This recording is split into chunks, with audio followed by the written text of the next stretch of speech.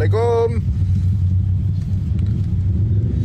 Assalamualaikum semuanya. Selamat malam. Ini udah live belum sih? Tahu aja dari mana. Assalamualaikum teman-teman semua.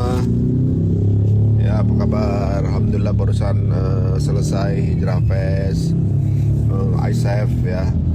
Udah lama nggak ketemu sama para ustadz-ustadz ya, akhirnya bisa dengar kajian langsung Ustadz Warmita, Ustadz Hilman, Ustadz Abdi Hidayat. Ya, udah on the way. Sudah pada on the way itu. Di familiar di grup home.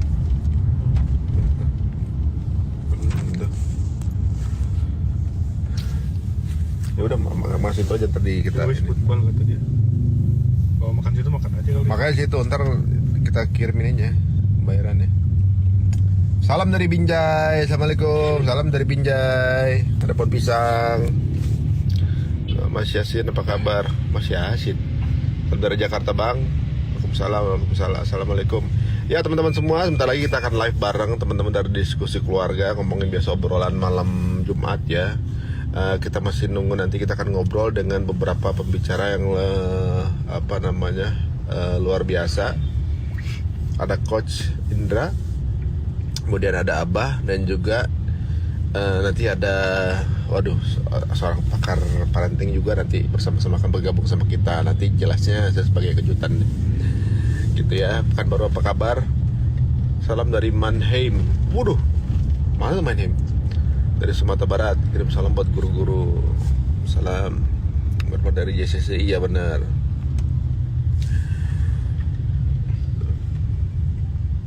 Bang mau nanya, untuk event masih ada Bang? Event hari ini udah selesai, besok tanggal 30 penutupannya. Jadi teman-teman kalau mau datang masih bisa sampai tanggal 30. Ya, tapi yang Ustadz sih kayaknya hari ini doang ya. Ada Ustadz Benri ya. Hari ini belum. Dari Pekanbaru, apa kabar? Garut, Bang. Timbotin. Salam dari Sumenep.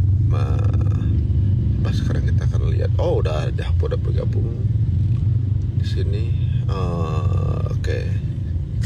Mannheim, Jerman. Waduh, lagi sekolah ngikutin kajian musyawarah. Masya Allah, jauh juga. Alhamdulillah. Beda waktunya berapa ini di Mannheim sekarang? Ada teman saya di sana tuh, kalau nggak salah dia punya bisnis travel Eurasia, orang Indonesia sekolah di Jerman. Salam dari Pondok Bahar.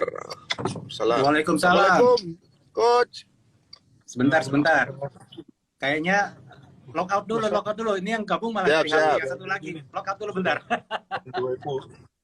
Oke. Oh, siap. Siap, silakan. Oke, Lombok apa kabar? Assalamualaikum Bang Rio. Tips rumah tangga langgeng seperti apa, gimana? Waduh, kan kita masih proses juga nih, masih di jalan. Kalau langgeng itu kan yang udah lama gitu.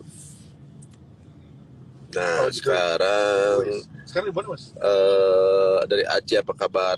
Udah makan belum? Nah, ini baru selesai makan, makanya kita bisa live nih. Gitu, teman-teman. Ini kalau di Solusi ya, ada salah satu ustadz kita, rumahnya tuh listriknya mati, prat gitu langsung semuanya tuh. Kemudian kayaknya dia meledak, itu tuh apa yang salah ya? Oh iya. Apa langsung hubungin PLN aja 123 ya? Oh iya, makan aja itu apa? Nanti dilampirkan aja. Sekarang abis zuhur di Mannheim, boleh Mas dikenalin nanti temannya di Jerman. Masih Sahabat sore, orang Indonesia juga kok di sana. tenan. Indra Bayu hadir. Mau kemana Bang? Mau pulang. Salam dari Dompu. Salam dari Lia Mahfud. Salam dari Karawang. Karawang itu tempat ditemukannya uang. Jadi inget itu. Karawang itu di tempat ditemukannya uang asli atau uang palsu. Dilihat, diraba di Karawang. Di belakang ya. Apa kabar di Jogja ya? Cibarusa, wah jauh juga dari Cibarusa nih. Tempatnya Gavin. Saya salam dari Lenteng Agung. Nah, ini deket nih Lenteng Agung. Waalaikumsalam. Nah, ini kok sudah ready nih. pengen banget pesantren anak adakah yang gratis? Banyak yang gratis. Kalau jalur prestasi itu banyak juga sih. Terakhir ketemu pas Amazing Muharram Pekanbaru. Wow, boleh juga tuh. Lama betul. Pekanbaru mah udah lama, 2 tahun yang lalu Pas kali. asap ya. Iya benar. Gratis bensin itu. Amazing Muharram Milioner. Nyumbang pesantren bayar dong. milioner. Kapan mau Ustaz Hadi Dayat undang Ustaz Hadi Dayat? Kebetulan saya tadi udah ada. Assalamualaikum. Nah, Waalaikumsalam. Akhirnya ketemu juga. Alhamdulillah. Kalau Abah? Belum kelihatan tuh, mungkin lagi sibuk kali ya, Bah ya. Oh gitu, siap. Tapi Bunda Reni udah standby. Udah ready, udah standby. Akunnya namanya apa ya? Bunda Reni. RENNY.Jiwana. Oh, oke, ada. Oke. Mudah-mudahan bisa bergabung. Coba. Apa kabar Mbak Fedita? Saya tunarungu. Jangan ketemu. Oh iya, silakan dihubungin Mbak Fedita. Assalamualaikum. Assalamualaikum Bunda Reni, apa kabar? Assalamualaikum Bunda Reni. Suara belum keluar.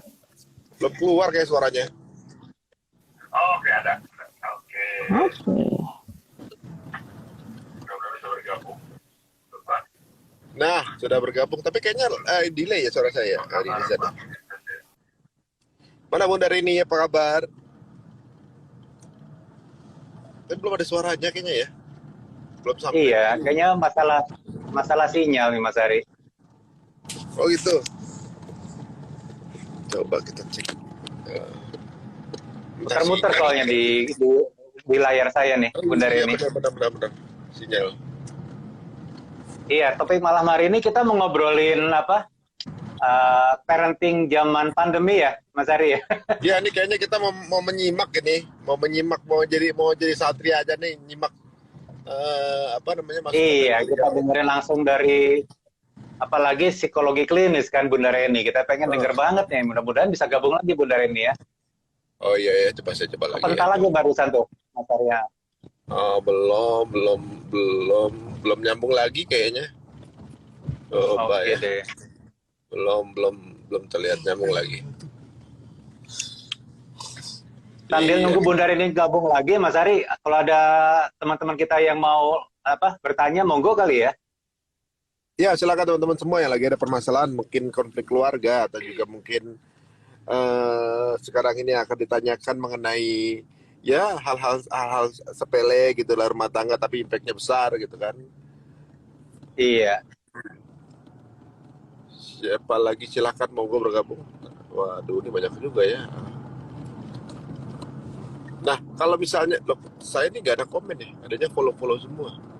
Memang begini ya, saya juga belum pernah lihat sih kayak gini. Bagaimana coach di sana coach? Hujan nggak?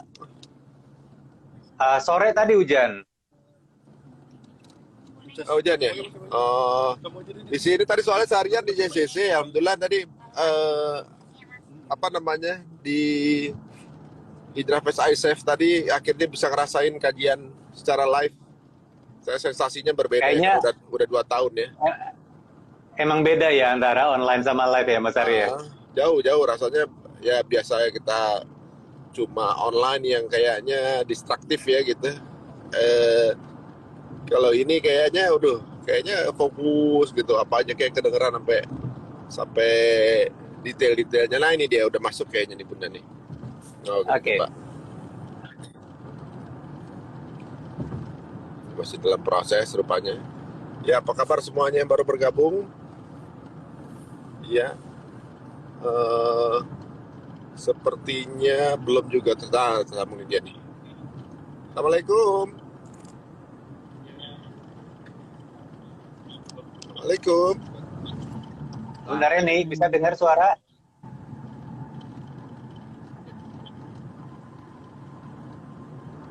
Halo Bunda Kita Reni, lagi bisa Bunda dengar Reni. suara kita? Waalaikumsalam warahmatullahi Alhamdulillah, wabarakatuh. keluar juga suaranya.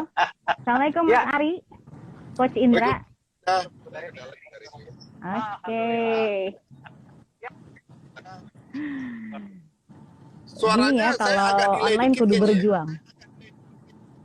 Iya, kayaknya Kayaknya Bunda gitu. Reni posisi di mana Bunda Reni biar kita sama-sama tahu. Posisi di Bandung. Oke, sinyal Bandung lagi agak seru rupanya ya. Mungkin Iya, lagi banyak mungkin yang kalau live. hujan, kalau lagi hujan ngepek kali ya, Coach ya. Oh gitu ya, oke deh. Mantul. Bunda gimana Delay kira-kira banget ya apa suara ya. yang... Oh iya tuh, delay banget tuh. Saya aja baru denger lagi tuh. Mantul suaranya. Bismillah. Iya. Ya, Bunda monggo sharing duluan biar nanti kita ikut iseng recokin, tapi kita denger dulu pengen sharing. menyimak ini kira-kira apa sih sekarang ini kenapa apa namanya cara pengasuhan di pandemi ini kira-kira apa impact yang bisa mungkin terjadi yang bisa jadi bahan pembelajaran, mungkin kita akan diskusi. Tapi mau denger Bunda dulu nih kayaknya nih. Iya, sama temuan-temuan di lapangan Bunda Reni, biar kita juga dapat bocoran ya. Oke, Bismillah. Mudah-mudahan walaupun delay tetap nyambung ya. Nyambung. Jadi kalau dari Abah kemarin kan sempat ngelemparin mau ngobrolin parenting gitu. Apa ya Bun kira-kira? Ya kebetulan saya juga lagi nyiapin untuk tentang toxic parenting gitu yang lagi. Sebetulnya sih toxic parenting itu bukan sesuatu yang baku gitu ya, dalam artian itu istilah digunakan, toksik itu kan cenderung dekat dengan racun ya. Racun artinya membahayakan bahkan bisa sampai mematikan. Nah, terus kaitannya dengan pandemik ini gimana? Ya ternyata di pandemik ini kan sebetulnya semua lini kehidupan kita lagi diuji sama Allah gitu. Bener nggak sih? Jadi yang tadinya baik-baik aja, mendadak hilang, mendadak tadinya ada nggak ada. Yang tadinya malah jauh jadi deket, tapi ternyata tidak serta-merta diikuti dengan kemampuan adaptasi yang baik gitu ya. Termasuk dalam pola-pola pengasuhan. Yang tadinya sekolah di luar rumah, maksudnya di sekolahan gitu kan, semuanya dibalikin ke rumah. Dan terjadilah segala sesuatu yang betul-betul mendadak semuanya, mendadak ngumpul, mendadak emosi tinggi, mendadak marah-marah aja bawaannya, panik, dan lain sebagainya. Sehingga kalau kita bicara parenting itu kan berarti dari orang tuanya, ayah, bunda. Ketika mereka kumpul dalam satu situasi yang sama dan semua serba mendadak, tidak ada persiapan sebelumnya, layaknya orang beradaptasi tapi harus dalam waktu yang begitu singkat, pasti banyak percikannya. Nah, orang tua yang mungkin tadinya begitu lembut ya, begitu perhatian, begitu sabar. Nah, karena semuanya serba menekan dalam situasi pandemik yang kita sama-sama alami, sehingga banyak sekali stresor-stresor yang menjadikan akhirnya mungkin bundanya yang tadinya sabar banget ya, jadi bunda monster gitu, senggol bacok. Panik dengan harus ngajarin si kakak, si adik, si siapa lagi gitu ya, banyak deh. Tiba-tiba ayah yang ada di lautan barangkali, atau yang LDRan gitu, atau ayah weekend gitu, mendadak ada di rumah kelihatan terus gitu kan ya. Kemarin-kemarin waktu jauhan bawaannya kangen aja gitu, bawaannya pengen ketemu terus. Giliran udah ketemu terus, lain lagi ujiannya. Nah, itu kan ngaruh ya. Ngaruh ke bagaimana akhirnya pola-pola yang harus mereka lakukan dalam mengasuh anak. Tapi situasinya semua serba mendadak. Dan akhirnya ya, yang terimbas itu adalah anak-anak dengan segala kondisi yang mereka juga harus berjuang untuk bisa menerima keadaan dengan ketidaktahuannya, dan menerima kekagetan gitu dengan pola pengasuhan dari orang tuanya yang serba mendadak seperti itu. Makanya tema yang diambil kepikirannya tuh ya, pengasuhan di masa pandemik jadi toksik gitu ya. Tadinya baik-baik aja kemudian jadi bermasalah seperti itu. Gitu, Coach. Oke, Bunda. Mas Ari. Apakah itu benar tiba-tiba Bunda yang tadinya baik-baik saja, atau sebelumnya memang sudah ada masalah yang tersembunyi? Pandemi ini hanya memunculkan masalah yang sudah ada sebelumnya. Kira-kira gimana Bunda kalau saya punya pola pikir seperti itu? Ya, setuju sih sebetulnya. Kalau terkait dengan toxic parenting itu nggak serta-merta memang tiba-tiba atau gara-gara situasi. Cikal bakalnya mungkin sudah ada tapi nggak disadari gitu. Ya, erat kaitannya sih dengan pengasuhan yang masing-masing dari orang tua ini alami ketika dulu. Bagaimana pengasuhan ayahnya oleh nenek dan kakeknya dari pihak ayah, bagaimana pengasuhan si ibu oleh kakek dan nenek dari pihak ibu, dan itu terbawa gitu. Mungkin sebelum pandemi everything is gonna be okay karena nggak ada situasi-situasi mendesak, situasi-situasi yang menjadi stres, menekan atau stresor, tapi ketika dihadapkan atau dihantam dengan pandemi itu, wah tiba-tiba tingkat stresornya tuh jadi meningkat gitu berkali-kali lipat. Nah itu situasi itu memunculkan inner child yang tadinya nggak kelihatan gitu ya, jadi kelihatan dan ya itulah akhirnya jadi serba serem semua ya. Tapi nggak semua sih coach, nggak semua karena banyak juga miracle atau keajaiban yang terjadi gara-gara pandemi. Yaitu tadi, yang tadinya ketemu ayah cuma sebulan sekali, sekarang beneran nih tiap hari ketemu gitu. Yang tadinya nggak tahu kalau si sulung itu jagoan banget main bola atau main apa, tapi jadi tahu karena sekarang ketemu terus tiap hari gitu dan tahu kelebihan dari masing-masing personel di keluarga. Gitu. Ya sebenarnya sih setiap rumah tangga memang selalu ada masalah sih coach ya gitu. Mungkin ketika pandemi jadi tambah, mungkin levelnya kayak ini kali ya, bisa dibilang Bunda ya. Kayak COVID ini sebenarnya bukan yang mematikan, tapi dia mematikan komorbidnya kan ya. Mungkin itu juga kali pandemi. Masalahnya udah ada. Jadi kadang-kadang pandemi jadi emosi. Memang biasanya enggak, tapi memang benar sih ngajarin anak sekolah online itu emosinya memang beda lagi tuh. Beda ukuran tuh. Tadinya nggak pernah kita lihat susah gitu ya, bikin anak diem saat pandemi itu kan kayak masalah baru gitu. Nah sekarang kan udah mulai tatap muka nih, pelan-pelan dikit-dikit mulai lagi berubah kebiasaan lagi. Jadi waduh, menarik ya memang kalau misalnya dibahas nih, menarik Pak, seperti bom waktu berarti coach ya di pandemi ini ya. Banget, Bom waktu banget, pada meledak banget, gitu. Ini yang menarik nih dari statementnya Bunda Rini tadi, bahwa pandemi itu seperti menimbulkan inner child yang sebelumnya nggak terlalu kelihatan. Ini langsung ada pertanyaan nih dari yang menyimak, dari Aisyah Enoch. Bagaimana cara mencegah inner child untuk anak-anak kita? Apa yang harus kita lakukan kita sebagai orang tua? Gimana nih Bunda Rini? Ya, jadi saya ini baru baca buku. Wah, ini tadi dibilang ini ya, promosi. Tapi saya baru baca buku tentang bagaimana sih sebetulnya masing-masing dari kita tuh, dan termasuk ke anak-anak kita, mengenali emosinya. Emosi dari kita yang ayah, bunda. Jadi kenali, sadari, kemudian sikapi gitu ya. Kalau disingkat di sini kesatria gitu.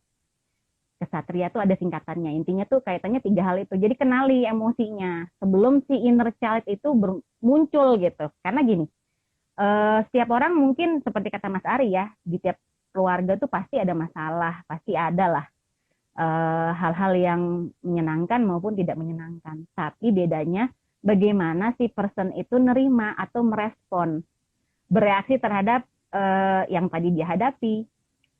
Ada yang siap, cepat beradaptasi, ada yang enggak gitu. Maksudnya ambang batas ketahanan mentalnya ya beda-beda, tiap orang kan beda ya. Itu juga dipengaruhi oleh banyak hal gitu. Nah, ketika dia punya anak, tergantung nih dapat input baru enggak dari persiapan menikahnya, persiapan punya anaknya, atau enggak sama sekali, sehingga bekalnya ya cuma segitu. Akhirnya ya meledaklah dalam situasi-situasi di mana dulu tanpa disadari ya, pengalaman tidak menyenangkan di masa kecilnya itu mirip-mirip muncul gitu.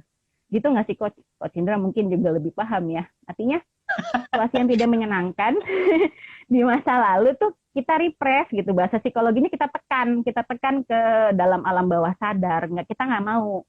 Padahal mungkin dulu mungkin bapaknya keras banget gitu ya, sehingga pokoknya berniatlah dalam hatinya, nanti kalau saya jadi bapak, saya nggak akan sekeras itu ke anak saya. Niatnya gitu, cita-citanya gitu.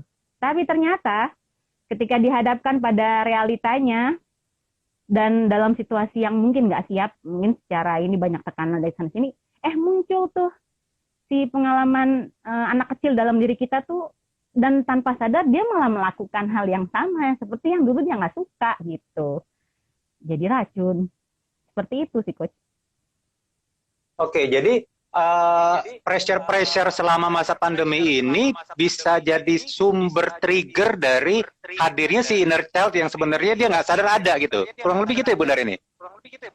Kurang lebih gitu. Karena sebetulnya nggak dalam masa pandemi pun nggak semua orang sadar bahwa ada sesuatu dalam dirinya. Gini deh, mungkin di diskusi keluarga juga udah sering dibahas ya sama Coach Indra. Saya kan belajar nih, Coach. Kenapa sih suami saya tuh gampang banget, mohon maaf, ringan tangan tanda petik gitu ya. Padahal untuk sesuatu yang nggak harus sampai memukul atau ini, ya setelah ditelusuri, diajak ngobrol, ternyata dia punya sesuatu di masa lalunya yang nggak selesai gitu. Dia pun sebagai diri atau sebagai pelaku menyesal belakangan, tapi nyesalnya tapi yang lebih cepat reaksinya tuh keluar gitu, mukul kasar ya gitulah. Gitu, Coach. Oh, oke. Jadi penting banget untuk apa ya, seseorang bisa selesai dengan dirinya sendiri ya Bunda Reni ya, sebelum menikah. Harus, tapi bukan juga jadi ini ya, ntar deh, aku nggak berani maju, aku kayaknya masih nggak beres deh dengan diri sendiri. Niatannya kudunya adalah menikah untuk bahagia, kayak bukunya siapa ya? Ya, maksudnya bukan lantas menjadi apa ya, kalau merasa ada sesuatu dengan diri yang kurang atau yang merasa aku kayaknya sesuatu deh. Ya mungkin yang terbaik adalah menyegerakan untuk menyelesaikan itu, cari solusinya. Ya mungkin butuh bantuan dari psikolog, dari konsultan dan itu. Tapi ya itu yang repot itu adalah menggedor kesadaran bahwa if something happen with me gitulah. Maksudnya itu yang susah gitu. Kadang banyak yang nggak terimanya. Begitu. Oke, jadi ada kemungkinan kondisi pandemi ini membuat apa ya, monster yang sudah ada terpendam selama sekian tahun itu bisa nongol ya Bunda Reni. Dan yang bersangkutan seringkali tidak sadar dia masih menyimpan ada monster dalam dirinya. Dan yang lebih repot adalah kalau yang bersangkutan juga denial.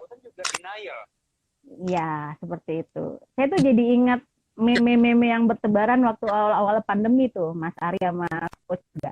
Jadi seminggu pertama pandemi atau sekolah di rumah, mamahnya jadi mamah yang masih welcome. Minggu kedua mulai keriting rambutnya. Minggu ketiga udah berubah jadi dinosaurus mamanya. Mama Dino gitu jadinya. Ya ampun, sampai keluar meme ya. Tapi Coach Itu monster gitu, punya sisi monster gitu mungkin. Walaupun nggak semuanya besar gitu, ada besar ada yang kecil gitu. Sorry Mas Ari, keputus suaranya tadi. Gimana Mas? Mungkin nggak sih Coach, apa namanya Bunda, setiap orang tuh ada sisi monsternya gitu, walaupun kadarnya ada yang besar ada yang kecil gitu.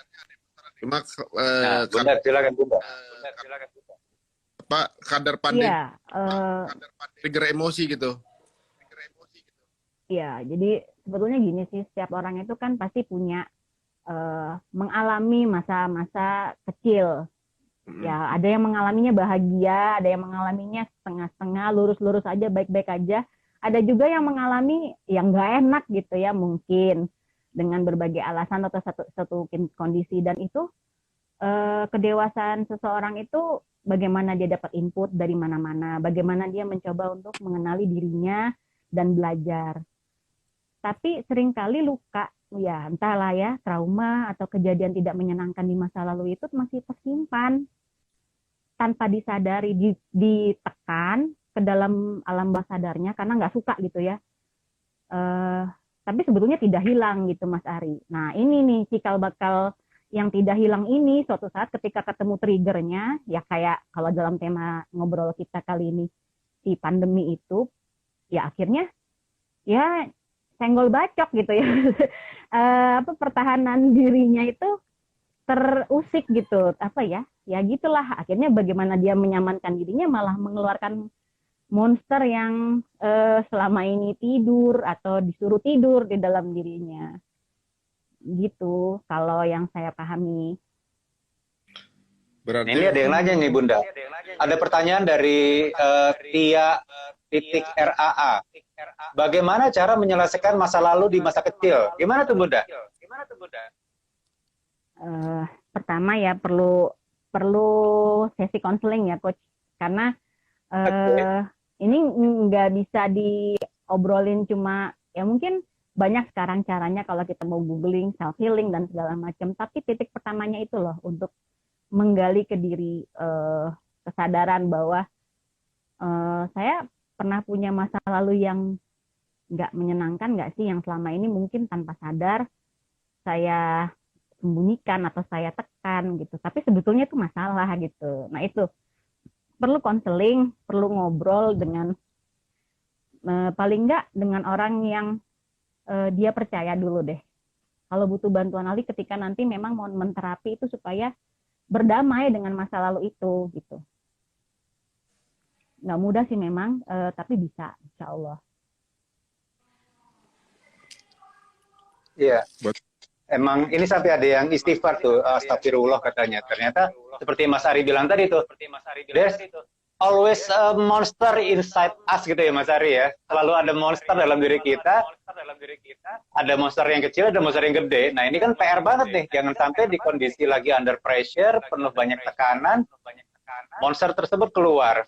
Mungkin cara terbaik Bunda ini adalah kita kenali dulu monsternya, kita beresin monsternya, jadi mau nanti ada tekanan atau nggak ada tekanan, udah nggak ada lagi monster. Apa gitu caranya Bunda ini?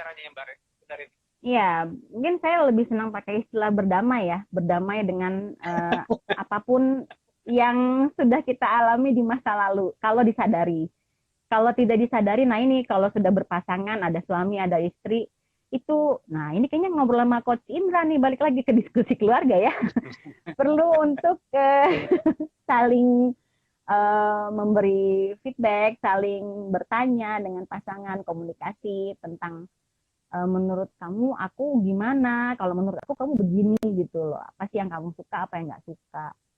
Karena kalau dari pengalaman di belakang meja ya Coach, ada juga sih sampai sebetulnya dari kayak tadi yang menikah gitu ya, membentuk keluarga dulu sebelum jadi orang tua kan mempertemukan calon bapak dan ibunya dulu.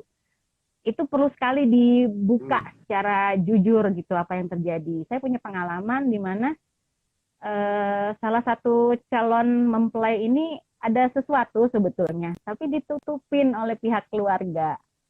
Demi ya, saya semua berlindung daripada demi kebaikan, demi supaya berjalan lancar sampai ke hari H. Tapi kan itu sebetulnya kayak bom waktu, kayak tadi dibilang bom waktu itu ketika dia sudah menikah dan kemudian menjalani kehidupan bersama muncul tuh, dan itu nggak bisa disembunyikan lagi gitu, nggak bisa disembunyikan. Akhirnya ya semoga sih bisa memperbaiki ya, maksudnya semoga bisa dengan adanya pasangan itu menjadi kekuatan untuk membantu menyembuhkan diri. Tapi yang repot adalah ya kalau yang ternyata pasangannya merasa dibohongi kan itu gawat gitu. waduh. Iya benar juga tuh. Ya, Kenapa, baru tahu aslinya ya.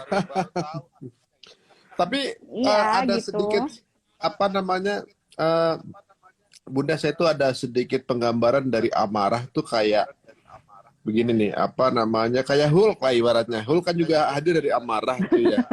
Jadi saya pikir juga Hulk ini kadang-kadang kalau lagi ada musuh kita butuh Hulknya gitu.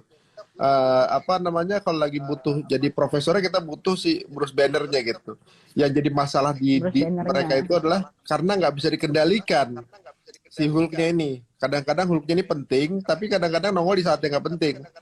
Nah, kalau saya analogikan ke amarah gitu, kadang-kadang marah itu perlu, tapi kitanya harus bisa mengendalikan sepenting apa marahnya gitu, atau lagi butuh banget atau enggak, atau memang apa namanya, memang kalau bisa diminimalisasi. Dan seolah-olah ini kan kalau yang tadi diutarakan sama Bunda bahwa banyak dari kita yang belum paham cara mengendalikan itu kan gitu. Tiba-tiba pas pandemi ini jadi Hulk semua kan orang gitu kan. Jadi kayaknya Iya, udah. bener banget Mas Ari. Jadi itu ya makanya, tapi garansinya gede banget loh Mas Ari, luar biasa ketika kita bisa memanage marah atau menahan amarah. Kan letak dep walakal jannah gitu, dijanjin sama Allah Waduh, seperti itu. susah. Makanya beneran apa ya, kalau dihayati lagi itu tadi kayak saya katakan di awal bahwa mungkin setiap orang punya potensi ada inner child terlukanya yang suatu saat bisa keluar, tapi ketika dia punya input yang bagus, ikut majelis taklim, ikut kajian, kemudian dia apa ya, mendapat lingkungan yang baik juga, pertemanan yang baik juga, itu akan senggangannya bisa apa ya, membentengi si huluk-huluk itu keluar Iya, dalam benar. dirinya. Ya gitu. Tapi ya memang bukan berarti nggak boleh marah ya, si marah ini tetap perlu gitu, tetap perlu ada. Kebayang dong kalau orang nggak bisa marah, kasihan amat hidupnya ya, ditindes gitu ya wes nggak apa-apa gitu ya, Sabar. disenggol nggak apa-apa, ntar dia bunuh diri abis itu. Sabar, tapi itu terlongsok. Aduh, sabar tapi dengan sendirinya langsung meninggal di tempat gitu. Longsor banget gitu. Bunda Reni, mau nanya dong, dari pengalaman ngasih di ruang klinik, ini kan psikologi klinis nih Bunda Reni. Ya, ya. Kalau dilihat-lihat, kan topik kita hari ini adalah pandemi bisa membuat jadi toxic parenting. Benar. Seberapa besar sih menurut hasil temuan Bunda Reni di lapangan, dampak dari pandemi ini? Kan gini loh, pandemi udah jalan 2 tahun nih. Bentar lagi kita udah mau 2 tahun ulang tahun yang kedua nih, pandemi Desember, bener nggak? Apakah sampai sekarang masih berasa dampaknya Bunda Reni? Kan Bunda Reni bilang tadi semuanya kaget, berbarengan, terus nggak siap. Ini udah masuk tahun kedua, nih bentar lagi udah jalan tahun ketiga. Apakah masih seperti itu kondisinya Bunda Reni? Kalau memang benar seperti itu, berarti kan sang orang tua nggak belajar nih. Kaget gitu kayaknya. Kaget ternyata ya ampun. 2 tahun nggak cukup untuk ngeberesin dirinya. Ini pertanyaan nakal aja sih dari saya Bunda Reni. Gimana Bunda Reni? Nah ini kok kayak Intel Pentium dalam komputer ya. Kemampuan tiap orang mau belajar tuh kan beda-beda ya Coach ya. Kemampuan atau keinginan dia untuk belajar tuh beda-beda.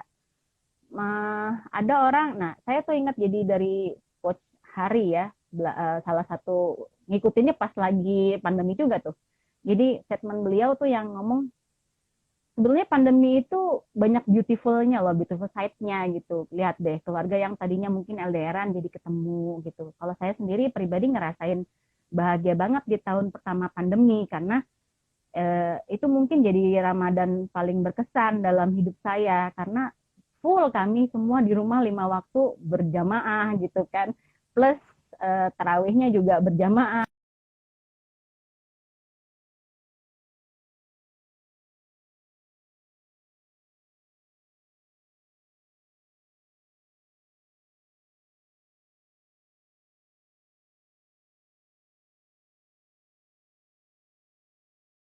Dalam kemampuan kita untuk beradaptasi, benar gimana penerimaan kita gitu di awal, respon awalnya tuh gimana, ketika hantaman pertama responnya gimana, itu yang akan mempercepat healing seseorang.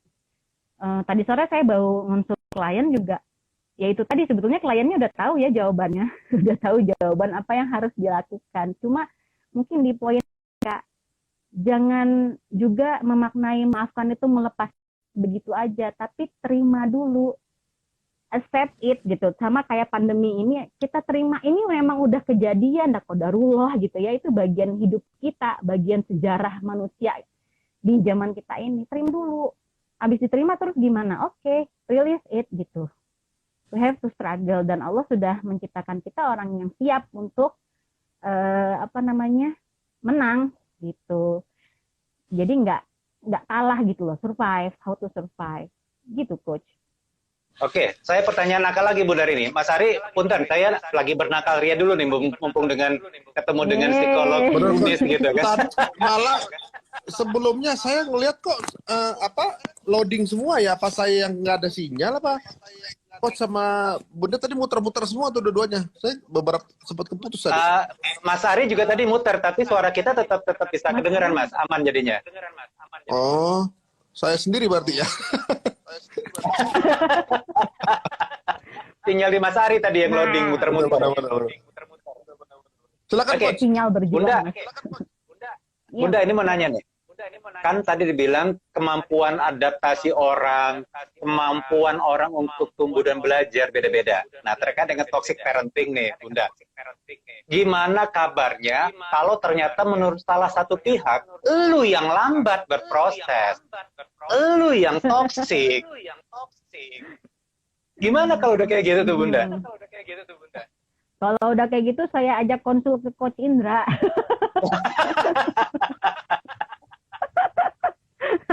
Ya enggak ya, artinya gini Coach. Namanya parenting itu nggak bisa satu belah pihak, bahkan ya perlu orang sekampung buat membesarkan anak gitu. Ke sekampung loh Coach, bukan cuma urusan suami dan istri aja gitu. Oke. Iya benar deh. To raise up child itu butuh orang sevillage gitu kan, butuh orang sekampung untuk membesarkan seorang anak. Makanya apalagi lingkar satunya kan. Nah ini sebelum kita konsul kemana-mana, memang dua orang ini kudu iniin dulu gitu ya. Suami dan istri ini emang kudu beresin dulu komunikasinya, kudu istilahnya didudukkan dulu bareng-bareng. Siapa yang mendudukkan kalau kayak gitu? Nah, itu dia ya. Siapa Coach ya kira-kira yang harus mendudukkan? One of them lah ya. Kalau saya belajar dari Coach Indra, mentalinya tuh nggak boleh kamu dong yang harusnya bikin gue bahagia. Nggak. Ya emang harus ada salah satunya yang gue pengen bahagia dengan elu gitu. I will be very happy when I'm with you gitu. So, ayo kita jalan bareng gitu. Ayo kita beresin, kita punya masalah nih gitu. Gitu sih. Jadi balik-balik lagi urusan parenting itu mesti beresin urusan relationship dulu ya, Bunda Reni ya? Ya iyalah Coach, kan kita bikin anaknya nggak pakai tepung, telur gitu kan Coach ya. Gula, berigu. Adonan itu sih. Kalau kayak gitu, bikin adonan gitu mah kalau gagal ya paling nggak jadi bantet gitu kan nggak apa-apa, masih bisa di ini loh. Kalau bikin anak terus mendidik anak itu kan kagak bisa direvisi gitu. Ya revisi dalam artian kita alert nih ada sesuatu nih yang nggak beres, ya hayu duduk bareng lagi. Bahkan duduk barengnya itu kalau dalam kacamata saya nggak bisa cuma ayah sama bunda aja, tarik semuanya, si abang, si tengah, si adik, si siapa lagi lah, sesuai dengan jumlah anak gitu ya. Karena mereka bukan objek dari orang tuanya, mereka tuh pelaku, mereka bagian, mereka contribute in a family team gitu. We are team gitulah si Coach yang saya pahami. Jadi Mereka punya teamwork hak ya. untuk ditanya, didengar. Teamwork, beneran. Iya, soalnya Ya, bikinnya ngebayangin juga gitu ya, teamwork Coach, ya. ya. Bikinnya juga teamwork. Makanya gede-gede ya teamwork lah. Ini Iya, bener. Bunda ini kan lagi mulai beberapa waktu terakhir ini kan lagi nge-hype banget tentang istilah toxic parenting. Ya, Bunda, ini sehat nggak sih Bunda kalau seorang anak mulai ngomongin orang tua gue toxic? Ini agak sensitif di topiknya, sekalian aja dong kalau kita bahas gitu loh. Gini, ini saya agak tarik melebar karena saya juga dapat klien yang ya remaja gitu ya, yang nggak gara-gara ya, kesannya kayak nyalahin gitu ya. Jadi luar biasanya arus informasi, arus media itu sehingga semua bisa akses apa itu toksik, apa itu apa tuh istilahnya bipolar apa. Jadi kayak self diagnose gitu loh. Jadi mendiagnosa diri sendiri, mendiagnosa kondisi, bahkan kondisi keluarganya, bahkan bapaknya dia diagnosa kayak dia psikolognya gitu ya gitu. And then belajar dari mana, tahu dari mana, Instagram gitu kan. Nah loh.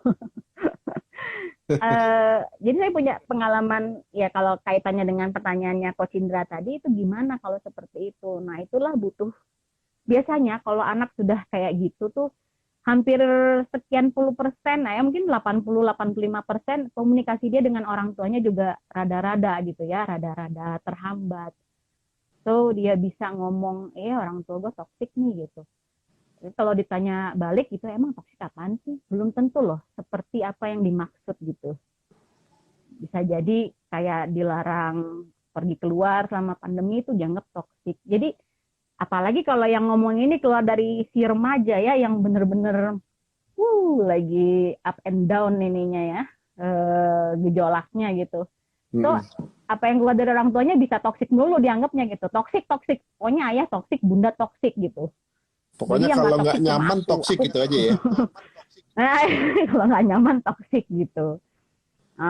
Dan repotnya lagi ketika anak ini nggak dapet pencerahan atau nggak dapet tempat yang tepat untuk mencurhatkan isi hatinya, ya itu tadi kejadian dia self-diagnose dirinya gitu kan. Oh, gara-gara ditoksikin sama orang tua gini gue depresi gitu. Gue depresi, kayaknya gue ini udah bipolar deh. Segala macam, jadi kemana-mana. Ya gitu. Jadi ada ya mungkin ya dampak negatif dari begitu mudahnya ya mengakses informasi, dia baca tapi dia hayati tanpa klarifikasi. Itu kalau pengalaman saya pribadi, bahkan ketika ngobrol atau konseling dengan saya pun ketika saya luruskan, enggak, dia masih si remaja ini masih kecil gitu ya. Enggak Bu, saya emang ngalamin itu kok, seperti ciri-ciri itu. Saya ini memang jadi waduh, ini kan jadi menanamkan belief yang salah ya kepada dirinya. Jadi self-efficacy-nya jadi hancur loh kalau kayak gitu dibiarin. Ya gitulah Coach. Nah, sama halnya dengan bagaimana anggapan si anak terhadap yang dianggap toxic parenting itu, orang tuanya, parentsnya dianggap toxic. Makanya ini perlu dipertemukan dulu kalau gitu antara anak dengan orang tua. Sesi klarifikasi gitu, apa sih yang kamu maksud toxic? Terus kita tanya juga Jadi, ke orang tua. penting banget buat orang tua di masa pandemi ini, Bunda Rini, koreksi saya kalau saya salah. Penting banget orang tua itu melakukan apa ya, cross check kepada anaknya. Kondisi anaknya sekarang itu seperti apa sih gitu loh. Belum tentu satu rumah 24 jam, artinya otomatis orang tua bisa kenal, bener nggak? Bisa jadi ada perubahan cukup signifikan di anak, dia sibuk di sosial medianya, dia sibuk, kan begitu di rumah bareng-bareng, orang tua jadi merepet nih, sering yang larang inilah, sering negor inilah, mungkin si anak juga mendem dalam dirinya, tapi dia juga nggak bercerita, cuman dia sudah membentuk sebuah labeling tersendiri kepada orang tuanya, dan orang tuanya nggak sadar kalau anak itu sudah punya apa ya, sudut pandang yang berbeda terhadap orang tuanya. Berarti penting banget untuk orang tua mau bertanya kepada anak ya, Bunda Rini, kalau kayak gini. Tidak selalu berasumsi kalau anak diam-diam aja artinya baik-baik saja. Betul nggak, Bunda Rini? Benar. Nah, itu saya juga temui fenomena itu adalah ya biasanya sih di usia-usia ketika memang mendekati akil balik ya, atau sebutannya remaja gitu. Yang tadinya baik-baik anaknya tiba-tiba orang tua tuh sampai ada yang ngomong, saya nggak kenal anak saya, Bunda gitu. Anak saya kenapa ya? Saya jadi kayak kehilangan anak karena udah nggak bisa diajak ngomong, udah nggak bisa ini. Tuh saya tanya, selama ini gimana ininya yang terjadi, ngobrol nggak? Ngobrol biasa aja, tapi yang diobrolin ya sebatas udah makan belum, gimana tugasnya, yang kayak gitu. Basa-basi ya. Basa-basi. Jadi bukan deep talk gitu, saya gini. Sebetulnya kan situasi bukan bahasa hati ya pandemi inilah ya sebutlah, itu yang tingkat depresi di kalangan remaja pelajar itu tuh tinggi banget Coach, tinggi banget karena mereka tuh terhantam dengan harus pembelajaran jarak jauh, nggak semua bisa ngerti apa sih yang dipelajari itu apa gitu, nggak bisa gitu, nggak connected. Oke lah lihat layar hadir dengan Zoom atau virtual gitu ya, tapi nggak hadir di situ dirinya. Malah kadang-kadang nggak pakai itu, ditutup kadang-kadang itu bikin ditutup, yang ngakalinnya banyak ya, namanya juga di silent, di mute, atau dia pasang foto profil seolah-olah lagi mantau gitu ya, padahal cuma foto profil doang gitu kan. Itu terjadi bahkan satu rumah itu tiba-tiba di pandemi ini ibunya itu sampai nangis ngeluh, saya nggak tahu gimana caranya ngomong gitu. Diajak ke tempat konsul nggak mau gitu kan, diajak konsultasi secara online dimatiin layarnya, kelar gitu, nggak bisa ngapa-ngapain. Ya, nah ini dia. Itu tapi nggak tiba-tiba. Sekali lagi Coach Indra atau Mas Ari itu emang nggak tiba-tiba kejadian seperti itu. Pasti ada cikal belakang, apa cikal bakal di belakangnya. Bagaimana sih pola-pola yang udah terjadi. Saya pernah baca buku itu ya. Bagaimana supaya si remaja ini mau mendengar dan bagaimana supaya si remaja mau bicara dengan kita. Ternyata ya resumenya dari buku itu mereka tuh jarang ditanya sih. Coba ditanya deh, dikasih kesempatan untuk mengeluarkan atau menyampaikan apa sih yang dirasain gitu, apa isi hatinya. Begitu. Apalagi pola pengasuhan di negeri kita mungkin ya, tapi ya sebagian besar tuh satu arah ya. Artinya anak itu harus nurut, patuh, dengar apa yang orang tua arahkan. Begitu.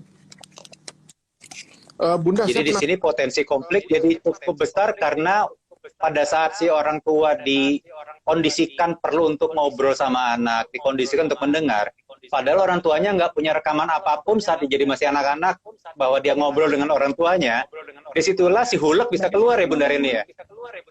Yes, that's right.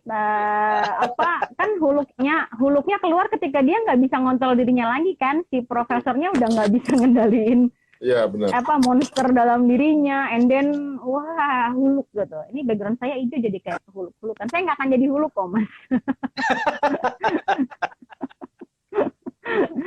Saran Gitu, iya benar. pandangan orang toksik itu kan ibaratnya gini. Kalau orang toksik dia misalnya serumah sama orang toksik juga gitu. Apakah dia nganggap orang itu toksik juga atau enggak sih sebenarnya? Misalnya gini, 3 orang tinggal serumah, yang 2 toksik, yang 1 enggak. Jangan-jangan yang 2 toksik itu bilang yang normal ini bilang yang toksik gitu.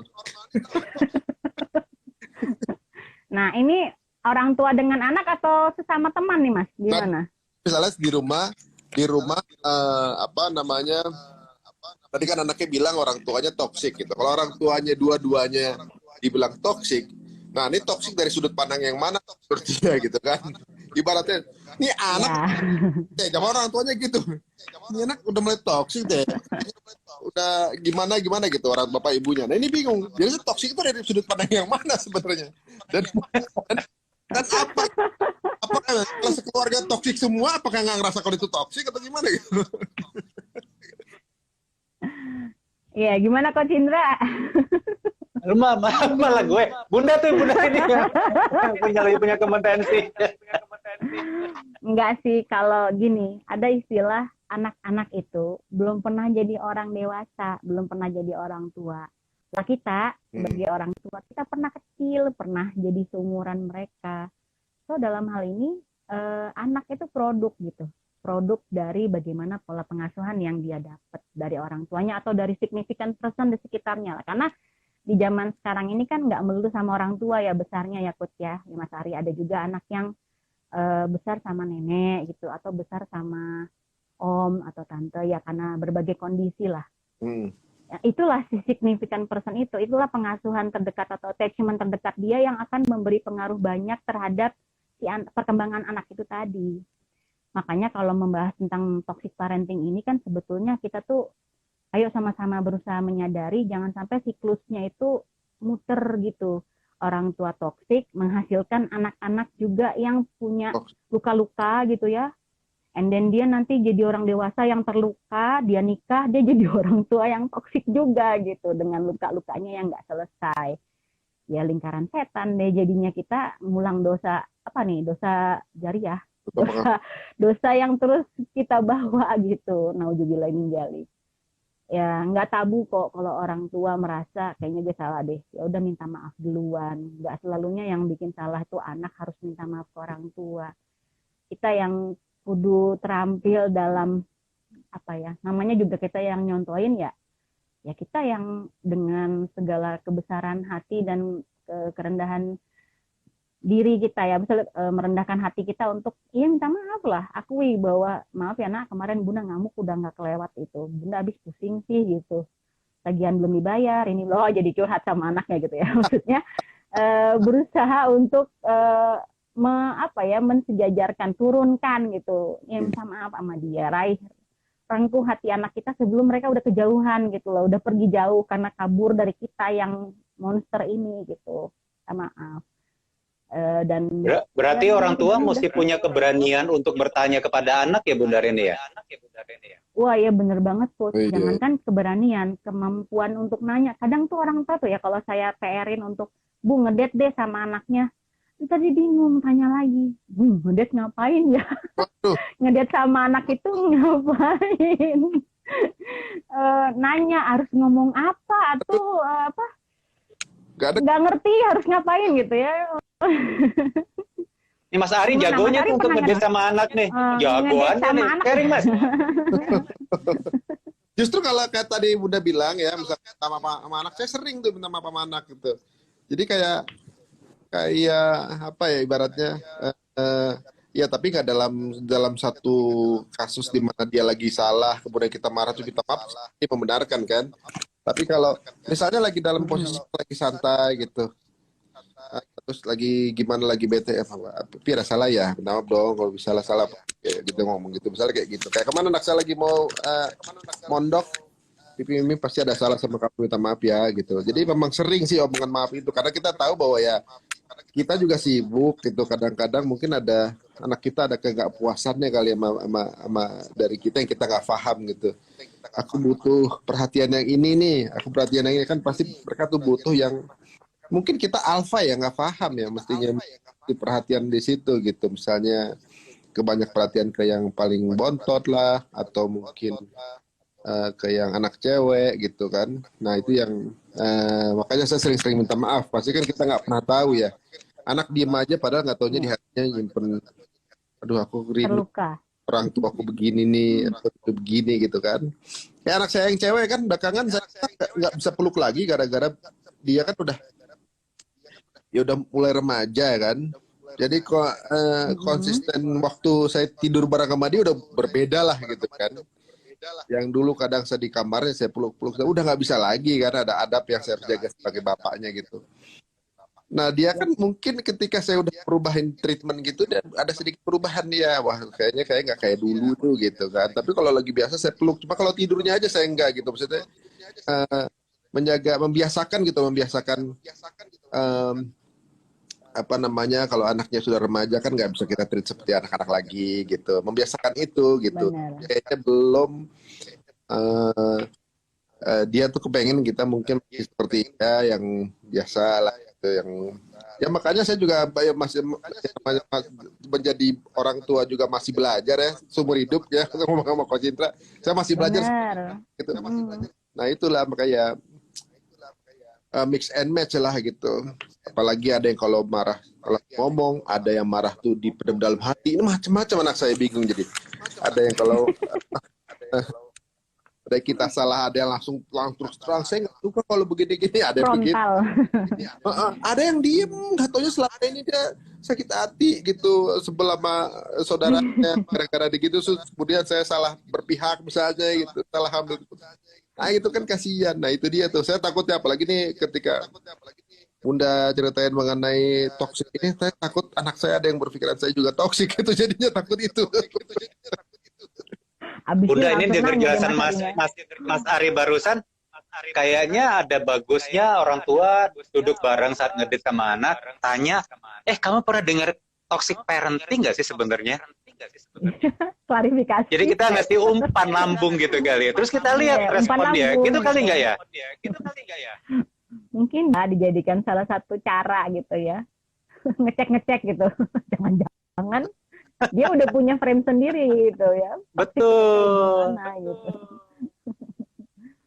Ya, coba benar. Waduh, jadi Ya, referensi toksiknya jangan salah juga, tapi jangan semua dibilang toksik. Jangan semua dibilang itu dia.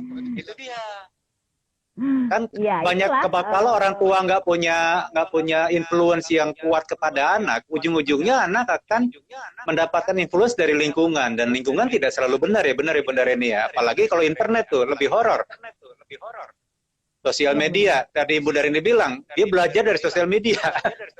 Tergantung sosial media mana yang dia ikutin kan, bener nggak?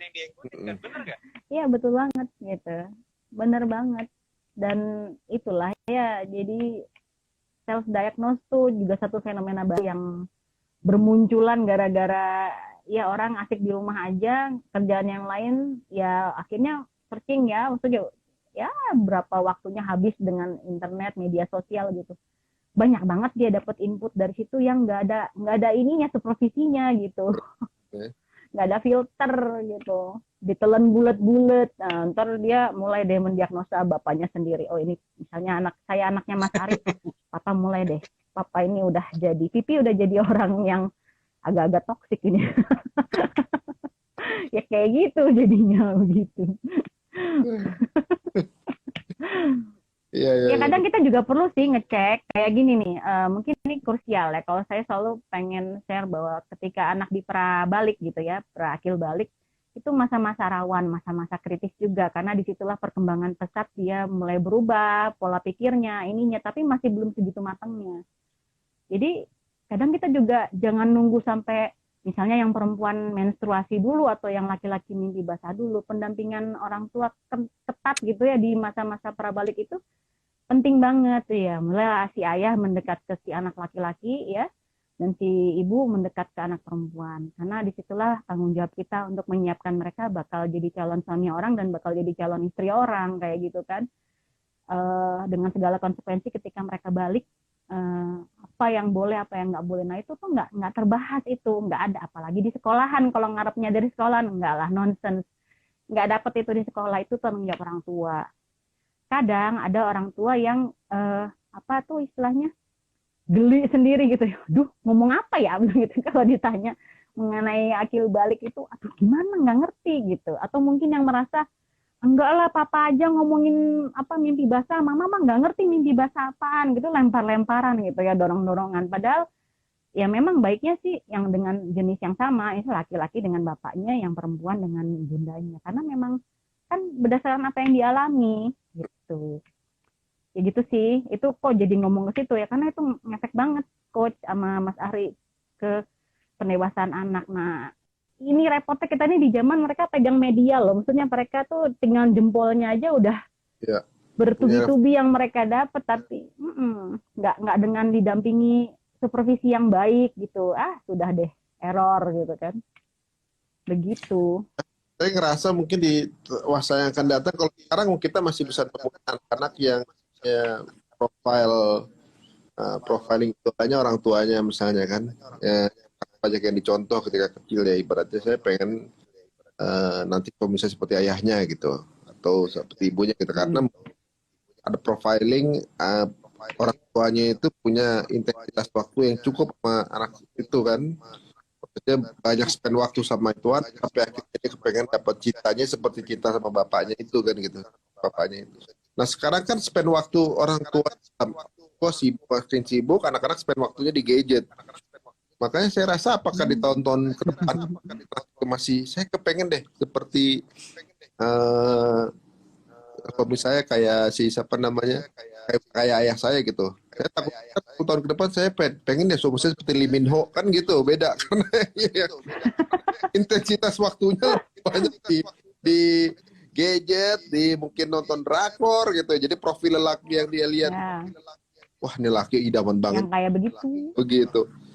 Waduh, ini tantangan sih untuk orang tua sekarang. Iya, memang. kalau Jadi, dengerin materi yang dari Bunda sama yang Mas Ari sampaikan tadi, sebelum kita ngomong toxic parenting, sebenarnya yang lebih horor juga adalah toxic environment ya, Bunda Reni ya. oh iya banget. Itu Makanya penting banget kan memilihkan sekolah yang baik, terbaik gitu ya untuk anak-anak ya. Nggak putus lah doa itu, karena biar bagaimanapun kita terbatas, nggak bisa kita menjaga anak-anak kita 24 jam sehari, dititipkan pun nggak bisa. Tapi penjagaan yang paling baik itu ya serahkan kepada Allah Subhanahu Wa Taala gitu. Nah ini harus bareng-bareng sih. Si orang tuanya berdoa kenceng, anaknya kagak diajarin berdoa yang kenceng, gimana gitu kan. Jadi harus bener-bener barengan gitu. pagi ya. Zikir pagi petang tuh penting banget gitu. Mangga nih yang lagi nyimak, mumpung ada Bunda Reni, kalau punya pertanyaan biar ini kalau booking waktu Bunda Reni lumayan banget ini soalnya. Ini ada yang ngetek suaminya. Nanti boleh nanya. ngetek suaminya. Siapkan anak istri lebih baik ya Pak. Saya disclaimer ya, abis ini kalau terjadi apa-apa di antara bapak dan ibu, saya nggak ikut-ikut. Ya mungkin yang nonton di rumah ada yang senggol-senggolan gitu ya, ya selama senggol-senggolannya bisa bikin jadi mesra nggak apa-apa gitu. Banyakin istighfar aja. Mungkin pengingat ya, memang teamwork. Jadi saya juga dengar ada sedikit yang bisa saya ambil di sini, Coach. Bunda, bahwa berarti teamwork itu bukan hanya suami istri ya. Teamwork itu berarti orang tua dan anak juga teamwork ya sebenarnya. Banget. Saling memahami. Bahkan sama si bibi yang ada di rumah, Mas. Bahkan juga kalau ada yang ikutan di rumah, asisten rumah tangga atau siapa itu tuh teamwork gitu. Harus ada peran serta mereka yang kita minimal kita delegasikan gitu. Perlakuannya kudu sama, karena kalau enggak ya repot ya. Kebayang gitu, saya membayangkan Mas Ari, Mbak Fenita yang mungkin dengan kesibukan syuting gitu kan, mau nggak mau harus ada yang diberikan amanah untuk menjaga anak-anak. Kalau nggak sama visinya repot, Mas. Jadi ya kudu sama ininya, kudu apa ya istilahnya, masih dalam on the track dari Mas Ari dan Mbak Feni yang arahkan kemana kayak gitu. Nah, ini dia. Ada pertanyaan tuh Bunda Reni. Bun, umur berapa anak boleh pegang Ya. HP? Wah, ini dia nih, umur berapa anak boleh pegang HP? Gini deh, sebetulnya patokannya bukan umur ya, Coach ya. Lebih kepada ketika mereka sudah ngerti konsekuensi atau baik dan buruk gitu, dan sudah bisa diuji cobakan pemahaman mereka itu, di saat itulah mungkin kita baru bisa memberikan. Ada yang bilang 14 tahun, tapi ntar dulu, masalahnya patokan kematangan atau kesadaran itu tuh bukan di umur sih gitu. Bagaimana kedewasaan mereka, bagaimana pemahaman mereka tentang penggunaan si gadget itu tadi, si HP itu tadi. Karena saya pinjam istilahnya Abah Ihsan itu setan gepeng ya, yang kita kasih itu, aduh bisa bener-bener, Masya Allah gitu, ngeri banget gitu, aduh bisa dibawa ke surga bisa insya Allah, tapi ke neraka lebih mudah lagi nyeret ke neraka, naudzubillah min dzalik. Itu juga saya sependapat dengan setan gepeng, soalnya sekarang ini di era itu anak cewek lebih cepet datang bulan di era sekarang nih. Oh iya benar. Datang bulan di umur 9 aja udah mulai mens pertama, 8, 9 udah ada yang mens loh itu. Sekarang ini kan dulu kan harus umur berapa ya? 15, 16. Jadi memang pengaruh bener ya. Selain Aduh, pengaruh apa isi kepalanya, juga pengaruh gizinya ya. Itu kalau makanannya coba dicek makanannya yang sudah serba instan atau yang banyak disuntiknya, ya udah deh, hormon itu pasti akan cepat sekali melesat ininya, pertumbuhan hormonnya, sehingga cepat sekali mengalami pubertas. Bunda sama Mas Ari ini rame banget ini yang nanya gara-gara kita buka kesempatan untuk bertanya. Ya. Bentar.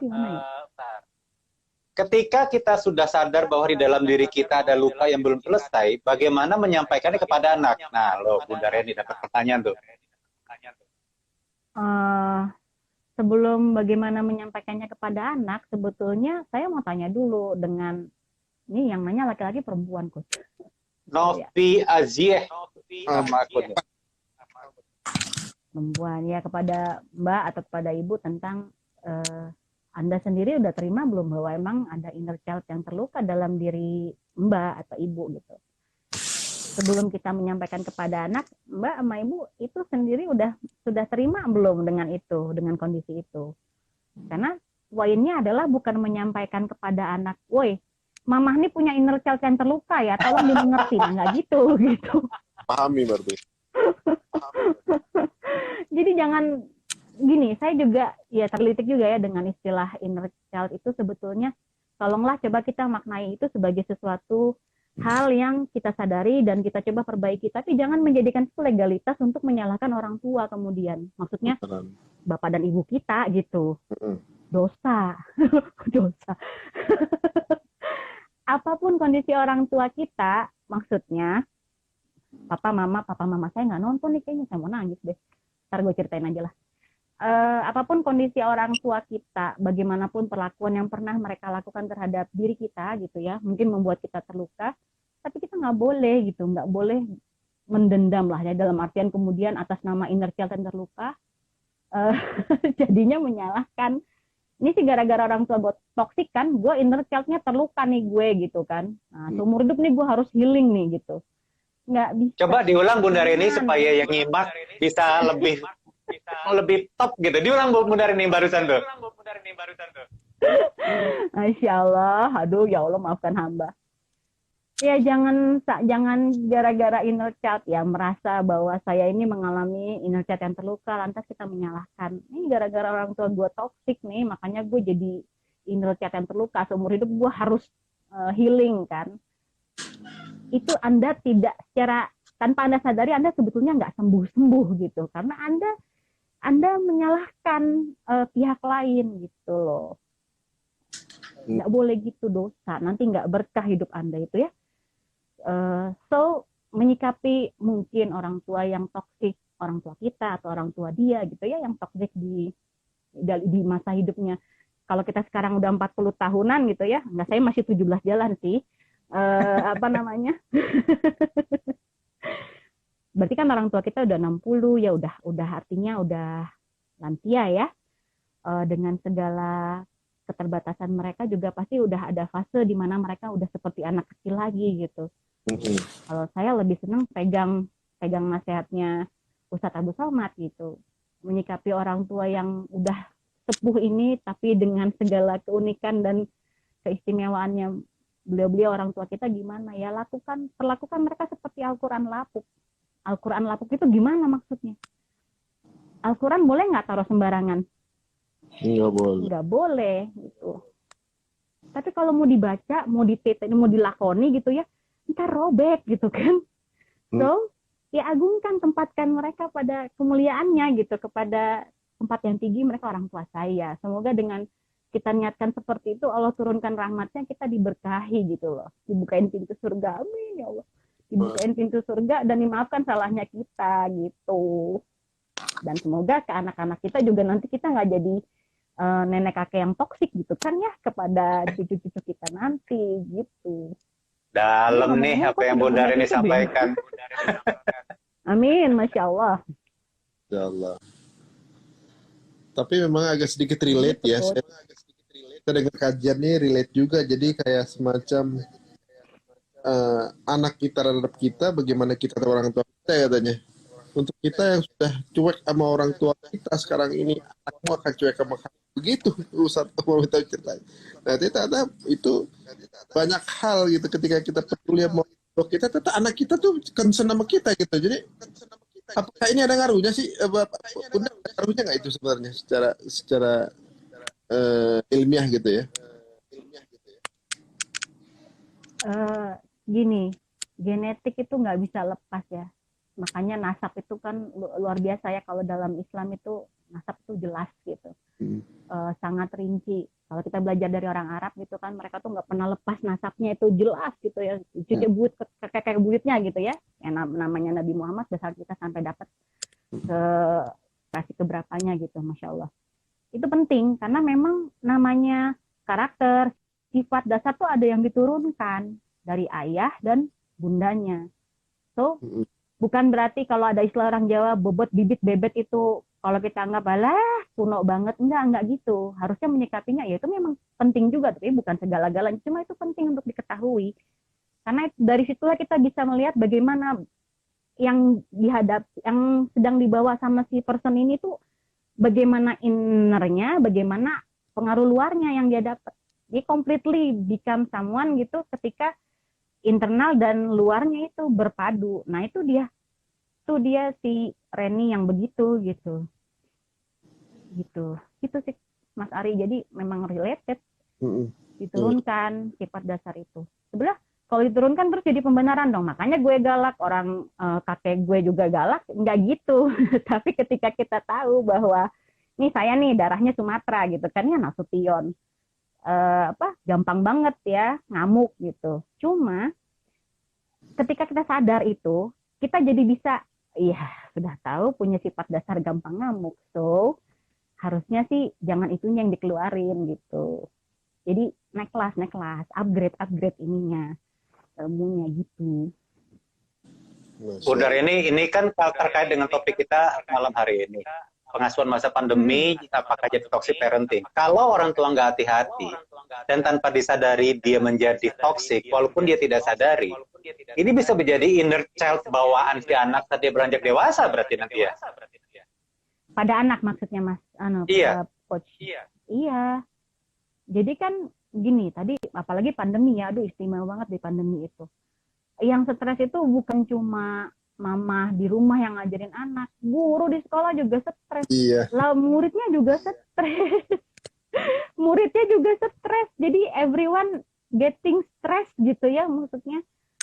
Nah, si anak nggak sama kemampuan bertahannya sama kita yang udah jauh lebih dewasa gitu. Anak ini dia masih berkembang loh, kemampuan kognisinya masih dalam tahap perkembangan. Ketika dihantam dengan situasi ngamuk-ngamuknya bundanya atau error-errornya ayahnya gitu kan luka dong dia lah.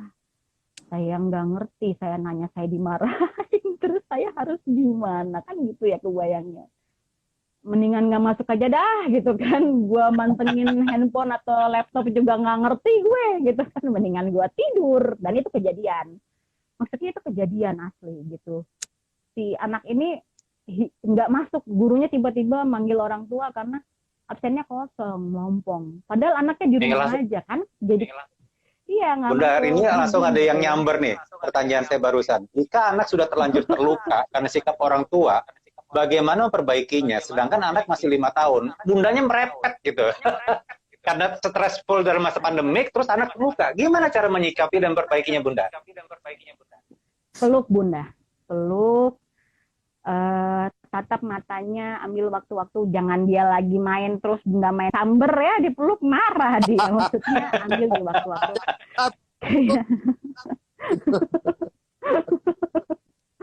Di waktu-waktu kayak Mas Ari tadi bilang kan, di waktu-waktu ketika ya mungkin habis makan, lagi waktu menuju tidur tuh paling efektif ya. Jadi ketika mau tidur, pengantar tidur tuh temenin, bacain kisah gitu atau apalah yang biasa dilakukan. Terus ya itu tadi, berbesar hatilah untuk say sorry gitu. Bang, maafin Bunda ya, tadi Abang sedih ya waktu Bunda marah-marah, sedih nggak sih gitu ya, tanya. Ya entah ya jawabannya apa, bisa macam-macam. Siapkan hati untuk apapun yang akan terjadi ya Bunda, siapkan hati. Apakah tiba-tiba dia ngamuk gitu ya, yang tadinya udah mau tidur terus dia lantas terpancing untuk marah, ya udah terima apapun respon si anak.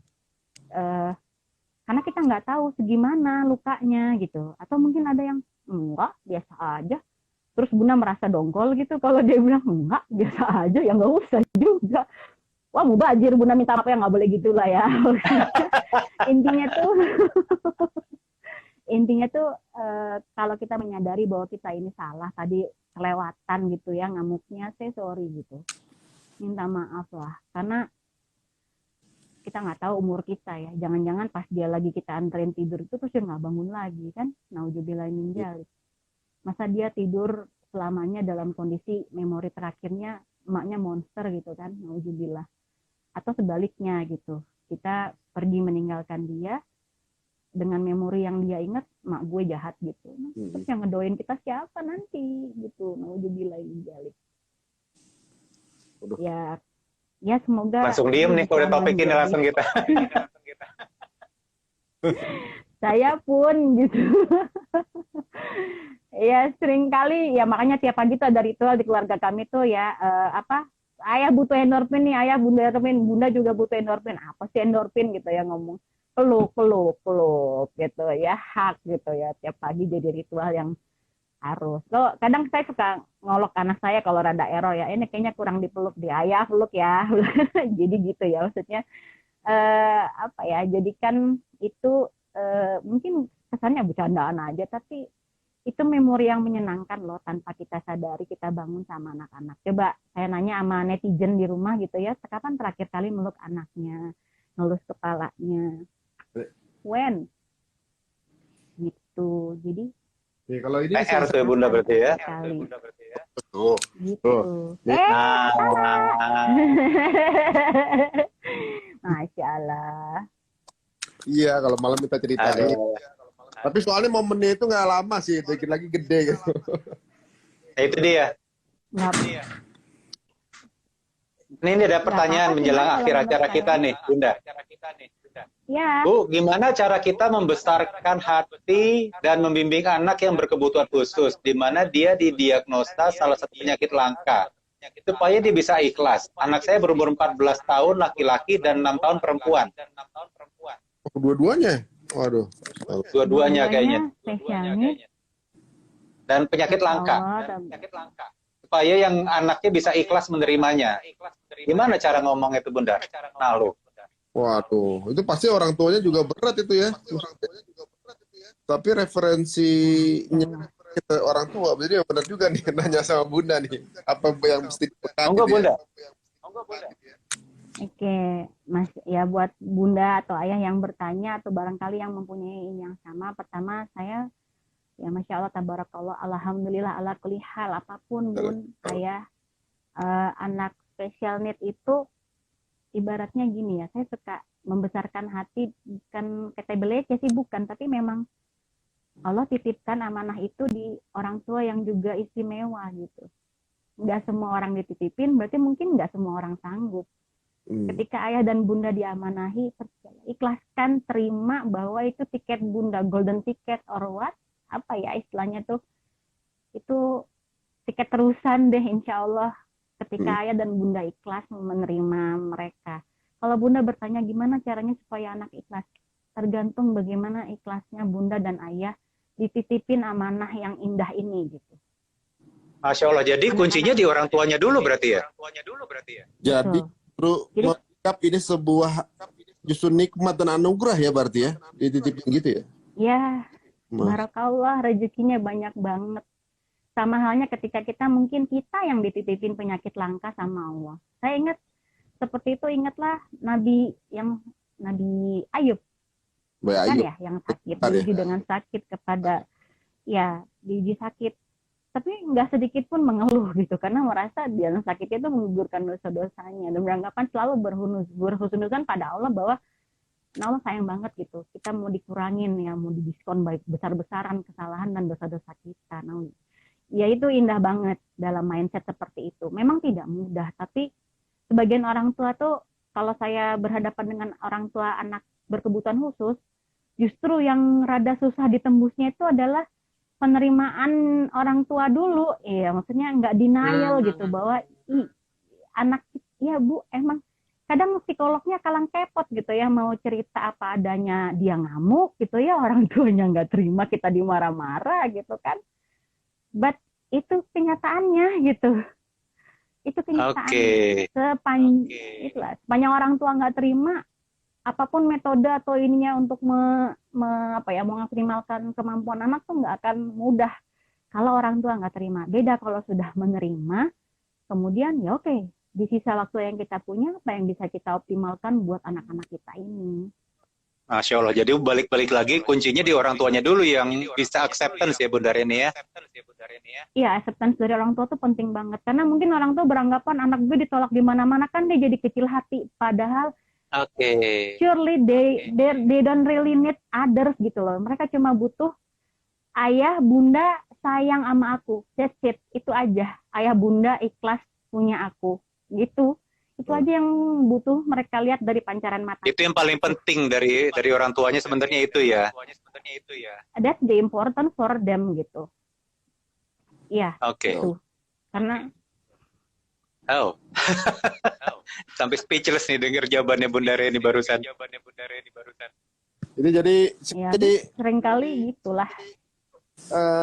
Sempat dengar juga tuh katanya musibah itu asal katanya adalah asobah ya, right on target.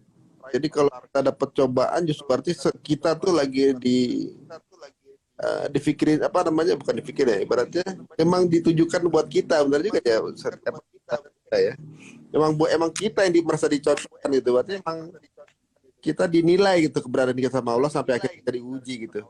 Bener juga ya. Tergantung bagaimana mindset kita ya. Ketika punya anak itu ternyata ketika dapat ujian itu jadi nikmat. Kemudian larinya ke tadi yang diutarakan Bunda. Relate semua ya kayaknya nih. Langsung peluk anak di rumah tuh katanya. Iya. Allah. Bunda, ini ada satu lagi yang Ya. minta digampar nih. Nah, dari Restu Amalia. Saat kecil saya sering dihukum dengan dipukul ortu. Saya akhir-akhir ini sering nyubit anak-anak. Padahal hati saya tidak ingin. Tapi ada rasa kesal yang saya salurkan ke cubitan. Mohon gampar saya dengan nasihat. Ini langsung dari dia yang ngomong ini, Bunda, bukan kata saya. Astagfirullah. Bunda coba dicek tangan anaknya biru-biru nggak? Maksudnya tuh di setiap biru-biru yang ada tandanya itu minta maaf lah gitu. Minta maaf sungguh-sungguh sama anak sama Allah juga, karena wahai Bapak Ibu, anak Anda tuh bukan anak Anda, demi Allah. Itu amanah. Nanti dipulangin ditanya loh. Ya ini juga ya ingatan ya buat saya pribadi gitu, bahwa iya, ya itu bukan anak kamu gitu. Kata siapa itu anak kamu? Itu amanah, itu titipan dari Allah, nanti kita balikin. Gimana kira-kira kalau titipan itu dibalikin dalam kondisi tidak layak gitu? Digampar kita sama yang punya, bener nggak? Waduh. Nauzubillah min dzalik. Masalahnya kalau digampar sama yang punya kita, apa jadinya ya? Ya nggak Mas Hari? Iya gitu. Ya gampar yang bisa nyabut-nyabut kita lagi. Aduh. Iya, itu dia. Kita ini apa sih gitu? Kita ini kan ada juga karena Allah ya. Justru Langsung berarti banyak yang auto peluk anak katanya nih, Bunda sama Mas Ari. Insyaallah, barakallah. mudah-mudahan ya, mudah-mudahan jadi relate ya. Emang kalau ngerasa itu bukan ya, maksudnya ini titipan ya. Kalau banyak kan orang nyubit anak atau juga mungkin tiba-tiba ringan sama anak karena ngerasa dia itu di bawah kita gitu. Ya, Milik kita boleh ya kan diapain aja gitu. kaitannya lagi, bener, kaitkan lagi dengan topik tentang toxic parenting itu kan rata-rata juga karena itu ya, karena anggapan bahwa lu kan anak gue gitu, lu harus nurut apa yang gue arahin gitulah. Ada yang seperti menjadikan anak itu kayak pencapaian gitu ya, betul pencapaian, masya Allah. Ya jadinya toksik akhirnya pengasuhan yang diinikan, nauzubillah. Itu atau anak dijadiin status demi ini ya, demi konten gitu. Astagfirullahaladzim. Ya Allah, itu another topik lagi one day kita bahas Mas Ari dari diskusi keluarga. Oh ya, ngomong-ngomong Mas Ari, kalau banyak teman-teman yang mau belajar tentang topik relationship, topik dari apa parenting segala macam, bisa gabung di aplikasi diskusi keluarga ya Mas Ari ya? Iya, insya Allah mudah-mudahan ini menjadi satu one stop solution berbagai jenis permasalahan rumah tangga ya Coach. Ternyata kita aja yang berkeluarga kayaknya never ending learning ya sebenarnya, karena selalu ada permasalahan yang bisa berbeda-beda dari satu masalah yang sama pun, dari bisa angle-nya bisa macam-macam. Kadang-kadang kita merasa ada penyelesaian dari angle kita merasa benar, nggak tahu, belum tentu di mata orang atau di mata pasangan kita, di mata kita. Waduh, jadi sebenarnya dengan saling berdiskusi seperti sekarang ini gitu, atau juga mungkin ikutan di kasih, atau bisa sama-sama mendapatkan apa namanya solusi gitu ya Coach ya, mendapatkan apa pencerahan, masukan, apalagi di dalamnya ada Coach Indra, ada Bunda ini juga gitu. Ibaratnya alhamdulillah nih, mudah-mudahan tambah rame. Teman yang mau bergabung monggo aja langsung gabung di grup.diskusikeluarga.com. Nah, Betul. ya Allah Bun, ingin sabar menghadapi anak Bun, menghadapi anak orang kadang manis, menghadapi anak sendiri kayaknya melotot aja Bun. Ini sebenarnya sama sih. Ada juga istri atau suami sama temennya baik, sama pasangannya sendiri galak. Banyak sih. Ini sih itu mirip-mirip. begitulah ya. Masya Allah. Terima kasih nih Ya, Bunda balik waktunya. lagi. Malam ini daging semua ya Coach. Yes, Masya sampai Allah, banyak yang luar terdiam, banyak biasa. yang otopeluk anak tadi kan. Mm. Aduh. Ya, mudah-mudahan diamnya menjadi diam yang berkah gitu. Saya jadi banyak belajar nih sama Mas Ari, sama Coach. Happy banget gitu ya bisa ngobrol. Karena yang saya ucapkan ini juga nanti ditanyain ke saya kan serem juga ya gitu. Sudah gimana gitu ya saya ke anak gitu ya, ke suami. Nah, ya mudah-mudahan semangatnya jadi semangat untuk inilah ya, memperbaiki diri terus. Bunda sebagai penutup Bunda, kalau dari sisi Bunda sendiri, apa sih Bunda ingin sampaikan kaitan antara masa pandemi ini dengan toxic parenting Bunda? Supaya jadi pengingat buat kita semua. Ya, nah sebetulnya sih bukan pada masa pandeminya gitu ya, tapi bagaimana kita berusaha sebaik mungkin menciptakan interaksi yang hangat dengan anak-anak, sehingga setiap momen-momen yang kita lalui sama anak-anak itu menjadi momen berharga buat pendewasaan mereka kelak. Mungkin kita juga ada toksiknya ya, pastilah ya, ada itu. Tapi sebisa mungkin kita tuh ketika toksik kita nyadar, ya elah gue racun nih gitu, ya cepet-cepet kasih penawarnya. Jadi sama ke pasangan juga gitu. Kan habis terima materi ini, habis itu sama pasangan, lagi beracun ya lah. Gak apa-apa sih kalau cuma sebatas bercandaan gitu ya. Ya enggak, intinya gitu. Jadi ya balik lagi bagaimana kita mencoba untuk terus perbaiki diri, evaluasi diri. Bonding sama anak itu penting banget. So, another pandemi will come, kita nggak goyang gitu ya. Maksudnya, ya sebisa mungkin ya kuatkan gitu stabilitas dalam keluarga. Jadi ketahanan dari keluarga. Ini jadi kayak program pemerintah nih, Coach. Jadi ketahanan keluarga. Ya gitu sih, seperti itu. Intinya, kita kuat dulu dari dalam gitu ya, bersama anak. Insya Allah kita bisa menguatkan yang lain nanti. So Indonesia nggak luka-luka lagi. Banyak sekali luka-luka yang terjadi gara-gara pengasuhan yang toksik. Begitu. Masya Allah. Allah. Aduh, alhamdulillah nih dapat rezeki kita dengar kajian atau juga mungkin siraman ilmu kayak gini nih, jadi refleksi juga nih, jadi pembelajaran buat kita juga, jadi kepengen lebih banyak dialog sama anak jadi Coach ya. Iya. Karena one day kita perlu bahas topik ngobrol sama anak yang sudah remaja menuju dewasa muda nih Mas Ari kayaknya. Iya ya. Ya gitulah. Punya pikir, kita diajak diskusi gitu ya. Atur nuwun Bunda. Jazakallah khair, senang banget, mudah-mudahan bermanfaat. Amin, Masya Allah. Terima kasih Bunda di waktunya, mudah-mudahan besok masih mau bergabung bersama kami lagi gitu ya.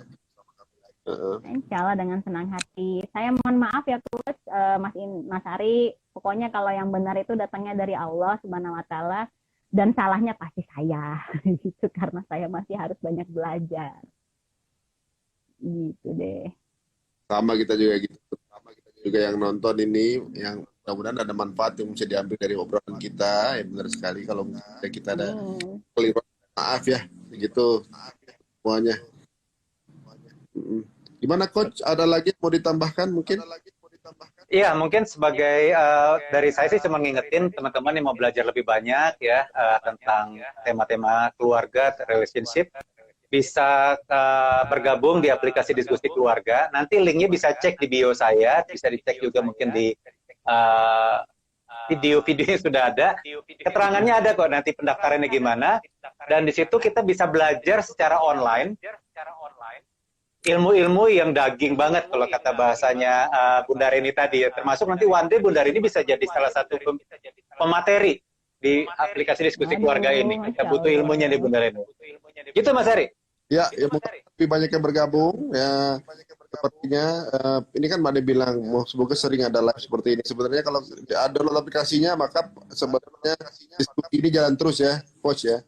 Gitu. Cuma kalau ini kita kalau yang live seperti ini tiap hari Kamis malam ya, kita sih kepengen di malam Jumat ini adalah malam romantis suami istri gitu, kan yang berantem, kan yang punya masalah gitu ya.